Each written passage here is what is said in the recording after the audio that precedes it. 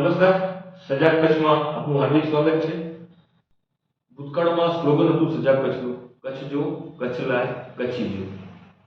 અને બીજું પછી સ્લોગન આવ્યું, કચ્છડો ખેલે ખલક મેં જી મહાસાગર મેં મચ્છ, જે થકડો કચ્છી વસે ઉતરી આડી કચ્છ.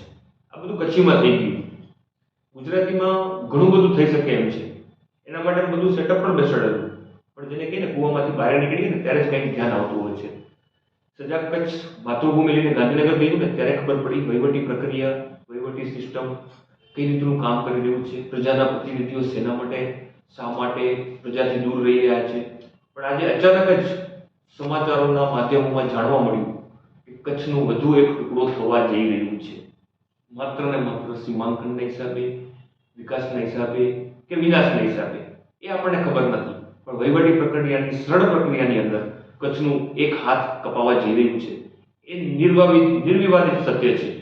હવે જો શિયાળે સોરઠ ભલો, ઉનાળે ગુજરાત, વર્ષે તો વાગડ ભલો ને કચ્છડો બારે માસ, આ કચ્છનું એક અંગ જ જો કપાઈ જતું હોય તો કચ્છના લોકો કરશે શું? કચ્છે ઘણા બધા આફતોનો સામનો કરેલો છે. વાવાઝોડું હોય કે પછી ભૂકંપ હોય, વરસાદી પૂર હોય કે દુષ્કાળ હોય, દરેક વખતે કચ્છને સહન કરવાનો જ વારો આવ્યો છે. આજે વાગડની વાત કરીએ એટલે વાગડ એટલે રાપર, ભચાઉ એ વિસ્તારના લોકો આજે કચ્છની બહારે વસે છે. મને યાદ છે કે જ્યારે 2001નું ભૂકંપ આવ્યું હતું ને ત્યારે કચ્છ બહાર વસતા લોકો એક જ વસ્તુ કહેતા, હલો દેશમાં. આજે પણ કચ્છને દેશ તરીકે લોકો માને છે. અને વાગડના લોકો તો હાલ પણ નવી પેઢી પણ એમ કહે છે કે મારે કચ્છ દેશ જવું છે. તો એ કચ્છ દેશ આવવા વાળા લોકોને જો કચ્છના અંગમાંથી કાપવામાં આવે તો એ લોકોને કેટલું સારું લાગશે કે કેટલું ખરાબ લાગશે એ વિચારવું જ રહ્યું. નવી પેઢીને તો ખબર જ નથી કે કચ્છનું જ્યારે બંધારણની અંદર, ભારતીય સંવિધાનની અંદર આપણે એન્ટ્રી થઈને જે તે વખતે એમ પણ કહેવામાં આવ્યું હતું કે કચ્છને ક વર્ગના રાજ્યનો દરજ્જો અપાવવામાં આવશે. નમન છે નેતાગીરીને. કચ્છનો રાજ્યનો દરજ્જો તો દૂર, પણ આ કચ્છના ટુકડા કરી ને વિસ્તારો અલગ કરવાની વાતો કરે છે.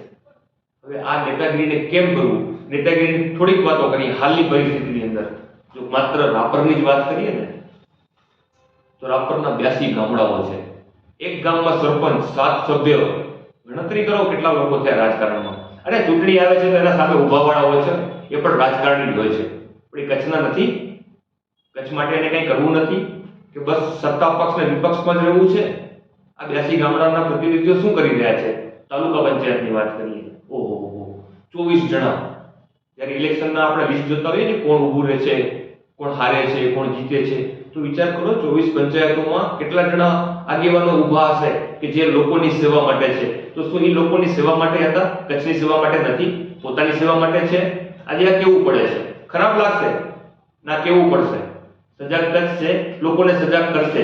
વહીવટી પ્રક્રિયામાં આપણે હસ્તક્ષેપ કરવા નથી માંગતા, તો જે વહીવટી પ્રક્રિયા અત્યારે રનિંગમાં છે એને પૂર્વવત રહી શકે અને સારી કામગીરી કરી શકે એના માટે આપણે નિર્દેશ કરી રહ્યા છીએ. કચ્છ જ શા માટે ભોગ બને છે? કચ્છને જ શા માટે ભોગ બનાવવા આવે છે?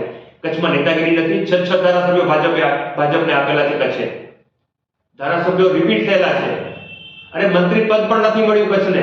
શું સમજશો? કચ્છને હંમેશા બાદબાકીમાં જ રાખવાનું છે? અનુભવી ધારાસભ્ય નથી. માલતીબેન મહેશ્વરી ગાંધીધામના ધારાસભ્ય છે, રિપીટ થયેલા છે. પ્રદ્યુમનસિંહ જાડેજા રિપીટ થયેલા છે. વિરેન્દ્રસિંહ જાડેજા મૂળ રાપરના માંડવીમાંથી ધારાસભ્ય રહી ચૂકેલા છે. અનુભવ નથી એમને? એ મંત્રી પદ સાચવી શકે એમ નથી? તો શું કચ્છને ગાળો દેવા માટે રાખેલું છે? કચ્છને કાપવા માટે જ રાખેલું છે? અરે જુઓ તો ખરા, ધરોહરો, વૈશ્વિક ધરોહરો, ધોળાવીરા કચ્છમાં. ક્યાં જવું? કચ્છનું રણ, લોકો પ્રવાસે આવે છે. ધોરડો, બસ ટૂંકું જ કરવાનું છે. કચ્છમાં નેતાગીરી નથી એવું નથી, છે. આટલા બધા નેતાઓ છે પણ સત્તા પક્ષ કે ક્યાંક પૂર્વગ્રહના હિસાબે ક્યાંક પાછળ રહેતા હોય છે. જાજુ કંઈક એવું નથી. સેવા સેતુ, એટીવીટી, એની અંદર ઘણા રાજકારણીઓ છે, ઘણા આગેવાનો છે, સામાજિક સંસ્થાઓ કાર્યરત છે. સાહેબ, એક પાણીનો દુકાળ પડતો હોય છે ને તો આખી નદીઓનો ધોધ સહાય રૂપે આવે છે. અહીંયા માનવરૂપી સહાય આવવાનું ચાલુ થઈ જાય છે. આ કચ્છ છે.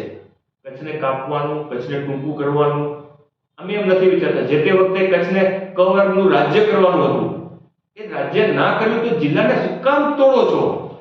બે વિભાગ થઈ ગયા, પૂર્વ કચ્છ અને પશ્ચિમ કચ્છ. વહીવટી સરળ પ્રક્રિયા માટે માથે શિરોમાને કરીએ છીએ. અંજારના ધારાસભ્યો જિલ્લા પંચાયતમાં પ્રમુખ પદે રહી ચૂકેલા છે, એમને વાસ્તવિકતાની ખબર નથી કે બોલી શકતા નથી. વિરોધ પક્ષ છે એને વિરોધ કરતા આવડતો નથી કે જે વિરોધ પક્ષમાં બેઠો છે. સત્તા પક્ષ છે એને ખબર નથી, શાણપણ નથી, વહીવટી પ્રક્રિયા નથી. વિકાસની વાતો કરવાની છે, વિકાસ કરવાનું છે, તો વિકાસ કચ્છના ટુકડાના ભાગરૂપે કરવાનું છે.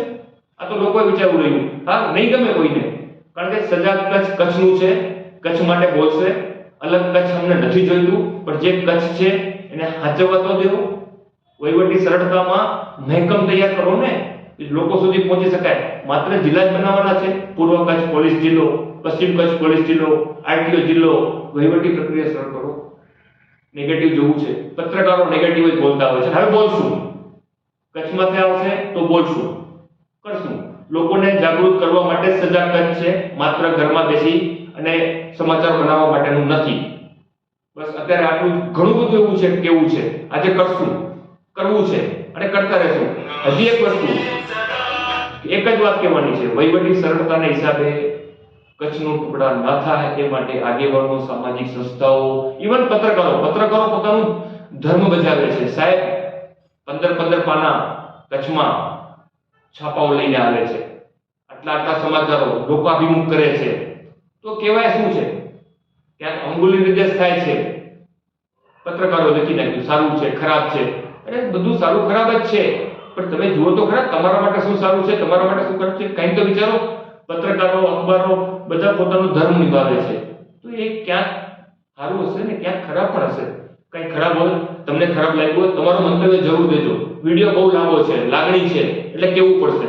કચ્છ માટે બધાએ ભેગા થવું પડશે અને થવું પડશે. નમસ્કાર, મળતા રહેશું. હવે મળતા જ રહેશું નવા મુદ્દા સાથે. વહીવટી પ્રક્રિયા હોય કે રાજકારણ હોય, લોકોની વાતો કરવી છે. મારે માત્ર છીંડા નથી ગોતવા, છીંડા નથી, વિકાસ માટેની વાતો કરવી જોઈએ. આજે આટલું જ છે, બાકી વળી નિરાતે આવશું અને નિયમિત આવશું. એવું નથી કે આજે વાત કરી નાખી છે એટલે પાછળ ભૂલી જવાનું. ના, હવે સજાગ કચ્છ લોકોને સજાગ કરવા માટે આવશે. પછી તમે પેલા અંધારામાં ઢાંકી દેજો સજાગ કચ્છને, ચાલશે, પણ સજાગ કચ્છ વાત કરશે. ખરાબ લાગ્યું હોય તો માફ કરજો, પણ સહન તો કરવું પડશે હવે. નમસ્કાર.